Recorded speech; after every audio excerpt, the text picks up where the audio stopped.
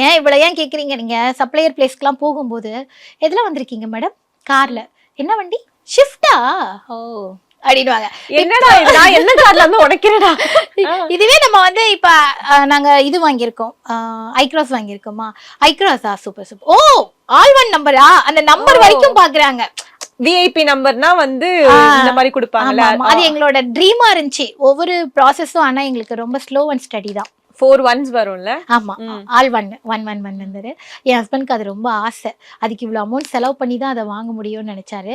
ஆனா நான் வந்து அவருக்கு வாங்கி கொடுத்துடணும், கல்யாண நாளைக்கு வாங்கி கொடுத்தது அது. நீங்க சர்ப்ரைஸ் பண்ணிட்டீங்க. ஆமா, அது ரொம்ப ஆசைப்பட்டுட்டே இருந்தாரு. 14 வருஷம் கழிச்சு அந்த கார் வாங்கியிருக்கோம்.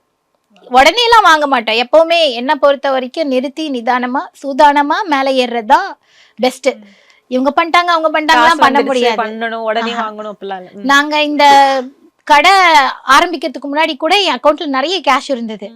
ஆனா நாங்க வந்து எடுத்ததும் வீடு வாங்கல. நாங்க அவுட் ஆஃப் சென்னையில தான் தேடினோம், நிறைய தேடினோம். அதுக்கப்புறம் தான் மெதுவா இந்த பில்டிங் வாங்குறதுக்கு நாங்க அந்த அமௌண்ட்டை செலவு. இப்போ இது ஓன் ஹவுஸ்? ஆமா, இந்த என்டையர் பில்டிங் எங்களோடது தான். Okay, super ma'am. ஆமா, அது ஒரு பெருமை எனக்கு. ஏன்னா என்னோட 27 வயசுல நாங்க இத்தனை கோடிக்கு ப்ராப்பர்ட்டி வாங்குறதுங்கிறது ரொம்ப. அது எத்தனை கோடின்றது அப்படி சொல்றீங்க? இதுக்கு பின்னாடி நம்ம எவ்வளவு கஷ்டப்பட்டிருக்கோம்னு அவங்களுக்கு தெரியாது. இது யாருமே இப்ப நீங்க நல்லா இருக்கீங்களே, ஆனா உங்களுக்கு எவ்வளவு பெயின் இருக்குன்னு நமக்கு தானே தெரியும். நம்ம சொன்னாலும் அவங்க ஒத்துக்க மாட்டாங்க. நாங்க எப்பவுமே எங்க லைஃப்ல வந்து நிறுத்தி நிதானமா ஸ்லோ அண்ட் ஸ்டடியா இருந்தா கூட காட்டிக்கவே மாட்டேன் நான். இப்ப நான் காதுல போட்டிருக்கேனே இந்த கம்மல், என்ன கம்மல் நினைக்கிறீங்க? தங்கமா? இல்ல, இது ஒரு ஜஸ்ட் கவரிங் கம்மல். அப்படியா மேம்? கண்டுபிடிக்க முடியலையே மேம், நம்ம மூஞ்சி அப்படி.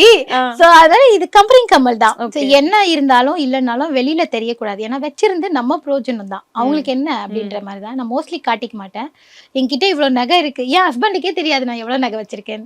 சோ இப்ப வந்து நீங்க சொன்ன ஒரு டிப்ஸ் என்னது, அப்பப்ப வந்து காசு வந்தோடனே ஏதோ ஒரு கொஞ்சம் கொஞ்சம் நம்ம பெருசா வாங்கணும்லாம் இல்ல, ஒரு கிராமா வாங்கி கூட மொத்தமா சேர்த்துக்கலாம். உங்க கையில காசு இருக்கா, ஒரு 1/2 கிராம், ஒரு 1 கிராம் சின்ன சின்ன காயின் வாங்கி வச்சுட்டு அப்புறம் மொத்தமா ஒரு பொருள் வாங்கிக்க வேண்டியதான். இல்லன்னு வச்சுக்கோங்க, அவ்வளவுதான், ஒண்ணுத்துக்குமே பண்ண முடியாது, யூஸே இல்ல.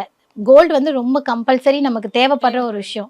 பொம்பளை பிள்ளையா பிறந்தா 1 கிராம் குண்டுமணியாவது தேவைப்படும்னு சொல்லுவாங்க. ஆனா யாரும் நமக்கு இன்னொருத்தவங்களுக்கு ஃப்ரீயா கொடுக்க மாட்டாங்க. அதனால நம்ம தான் நம்மளை பாத்துக்கணும். அடுத்தவங்களை எதிர்பார்க்கறத விட நம்ம சேர்த்து வச்சுக்கிறது ரொம்ப பெஸ்ட். இப்ப வந்து காசு கிடைச்சா ஒரு சின்ன ஒரு பொட்டு நகையாச்சும் வாங்கிடணும். ஆமா, இப்பதான் எல்லா கோல்ட் ஷாப்லயும் ஸ்கீம்ஸ் இருக்கு.